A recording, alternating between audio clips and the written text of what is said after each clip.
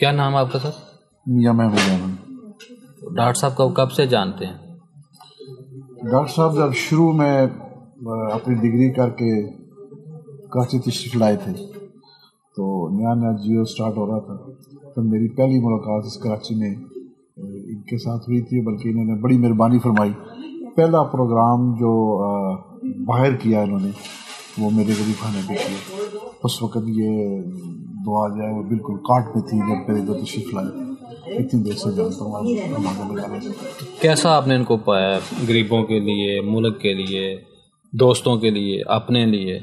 یہ ان کی شخصیت جو ہے یہ ایک چیز مطلب لفظ میں یا فکر میں عطا کرنا مشکل ہے. میں جو بات کر رہا ہوں سچے دل سے بات کر رہا ہوں. سب سے بڑی میں ان کو یہ دیکھتا ہوں کہ بینگ عشق مصطفیٰ صلی اللہ علیہ وسلم کھوٹ کھوٹ کے ان کے پاس بھری ہوئی ہے. یہ کئی دفعہ ایسی باتیں ہو گئی، میں اس چیز کا گواہ ہوں کہ اس وقت ان کا جو فیوچر ہے وہ سمجھے اسٹیک پہ لگا ہوا تھا. اور میں یہیں بیٹھ کر رات کے کوئی 2:30-3 بجے کا ٹائم تھا تو میں نے ان سے کیا ڈاکٹر صاحب یہ تھوڑے غصے میں تھے جس وقت یہ کچھ بڑا ڈیسیژن لے رہے تھے، تو میں نے ان سے کیا ڈاکٹر صاحب تھوڑا سا خیال رکھیں، مطلب میرے کہنے کا بچے بھی ہیں، آپ کا فیوچر بھی ہے. تو انہوں نے بلکہ مجھے ڈانٹ دیا کہ بھیا صاحب آپ کا ایمان کمزور ہے، ایمان کمزور نہ رکھیں، آپ اس پہ توکل رکھیں. ایز اے انسان یہ میں ان کو دیکھا ہے، میں بہت قریب رہ کر دیکھا ہے. باقی دنیا بھی جانتی ہے، لیکن جو میں جانتا ہوں کہ ان کی جیب میں پیسے ہوں اور ان کے در پہ کوئی بندہ مانگنے کے لیے آ جائے تو یہ بے دریغ استعمال کرتے ہیں. اور دوسرا یہ ہے کہ ووکیبلری تو خیر دنیا ساری جانتی ہے جو ان کے پاس ہے.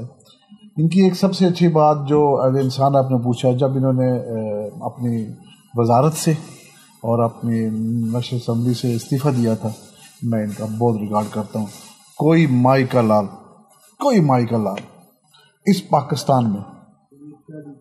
عبدالرسان نیازی صاحب تھے، ان کا ایک ٹائم تھا جب انہوں نے ایک ڈیسیژن لیا تھا، لیکن اس کے بعد میں نے نہیں دیکھا کوئی ایسا انسان جو اس وجہ استعفیٰ دے دے کہ ان کے پیارے محمد صلی اللہ علیہ وسلم کی کوئی شان پہ گستاخی ہوئی ہے اور پھر اتنا بڑا پریشر ہو.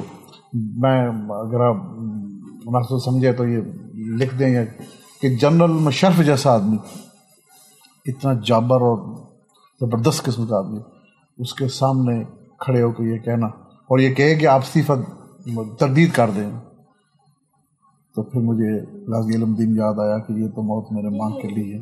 انہوں نے کہا کہ نہیں، میں تردید نہیں کروں گا، ٹھیک ہے میں وزارت چھوڑ دیتا ہوں. تو جب ان کا آنا کہ 2-3 جنرل ساتھ ہوں، 2-3-4 بریگیڈیئر ساتھ ہوں، کرنل ہو، جیسے وہ آتے ہیں آپ کو پتہ ہے اس وقت مطلب عام انسان تھے، لیکن انہوں نے بہت بڑا چیز کیا. ایک وجہ مجھے ان کی اچھی لگتی ہے، اور دوسرا یہ ہے کہ دوستوں کے دوست ہیں.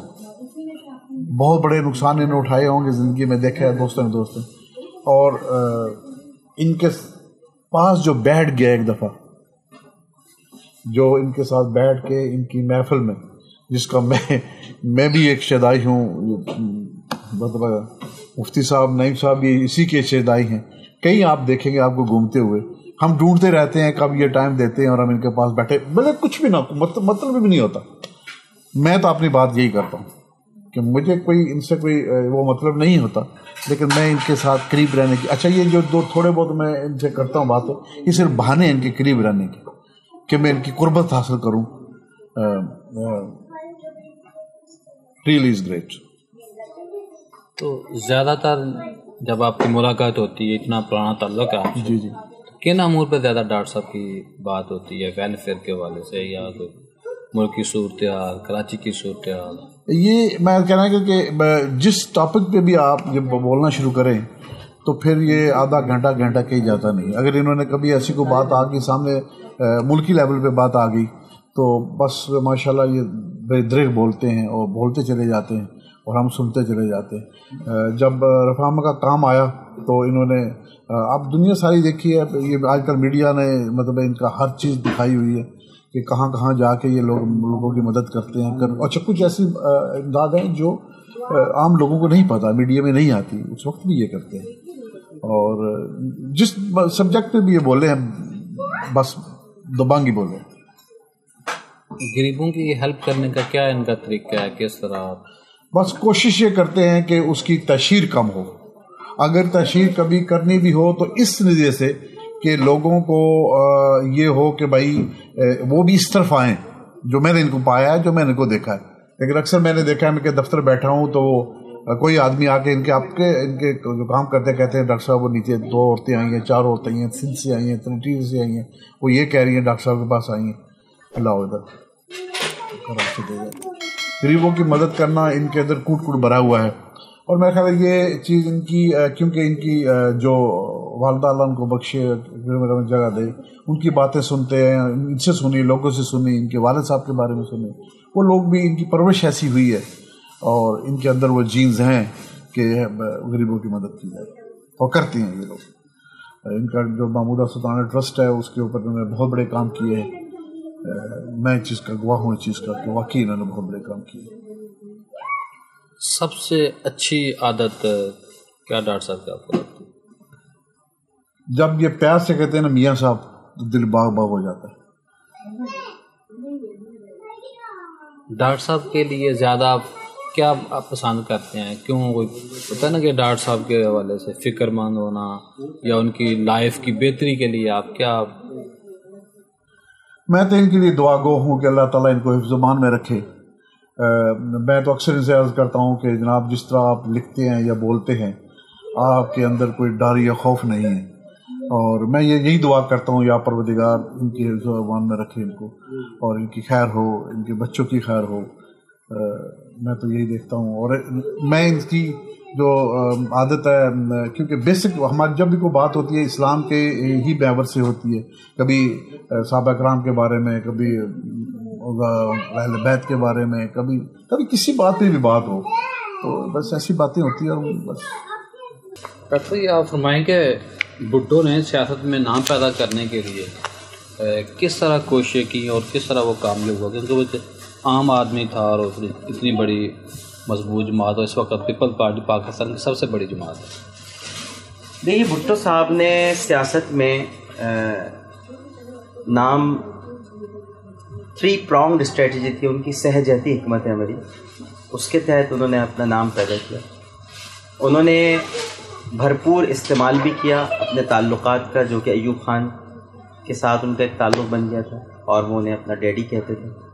اس کے علاوہ انہوں نے اقتدار کی غلام گردشوں میں داخل ہونے کے بعد عوام میں بھی اپنا ایک امیج بہتر بنانے کی کوشش کی, اور وہ اقتدار میں رہتے ہوئے بھی ایک اپوزیشن لیڈر کا کردار ادا کرتے تھے, یعنی مخالفت کرتے تھے, جس سے ان کی ایک عوام میں ایک ایسی چھبی اور ایک ایسی ان کی ایک امیج ڈیولپ ہوا کہ یہ اقتدار میں رہتے ہوئے بھی عوام کے درد کو محسوس کرتا ہے. اسی لیے وہ روٹی کپڑا مکان کا نعرہ بھی آیا. اور تیسری چیز یہ تھی کہ انہوں نے کبھی بھی مسلم لیگ کو اپنا یعنی یوں سمجھ لیجئے کہ اس وقت چونکہ ایک کنونشن لیگ تھی اور انہوں نے اس پر کبھی بھی فوکس نہیں کیا تھا کہ مجھے وہاں جانا ہوگا. انہوں نے ہمیشہ یہ سوچ رکھا تھا کہ میں اپنی ایک پارٹی بناؤں گا, اور وہ انہوں نے کیا کیونکہ ان کی تربیت شاہ نواز بھٹو نے کی تھی. سیاسی سرد و گرم دیکھ چکے تھے, بہت ہائیلی ایجوکیٹڈ آدمی تھے, لائر تھے, سب سے بڑی بات یہ. تو وہ یہ سب چیزیں سمجھتے تھے, جانتے تھے. لا پڑھا تھا بھٹو صاحب نے, پریکٹس نہیں کی تھی اس کی. لیکن یہ کہ ان کی 3 pronged اسٹریٹجی تھی کہ اقتدار میں بھی رہنا ہے اور اپوزیشن کا کردار بھی ادا کرنا ہے, لیکن وہ اپوزیشن نہ لگے. اقتدار میں رہ کر یہ ظاہر کرنا ہے کہ بھئی غریبوں کے تو بڑے, جو شاہ محمود قریشی صاحب نے کیا کہ وہ وزیر خارجہ بھی تھے اور وہ چاہتے بھی تھے کہ میں یہ کہوں کہ سب کچھ غلط ہو رہا ہے تاکہ لوگ انہیں اپریشیٹ کریں. انہوں نے بھٹو بننے کی کوشش کی تھی, لیکن بھٹو صاحب میں گٹس بہت تھے اور انہیں معلوم تھا کہ عوام کی نفس پر کیسے ہاتھ رکھا جا سکتا ہے, ان سے کیسے یعنی ان کو کس طرح سے آپ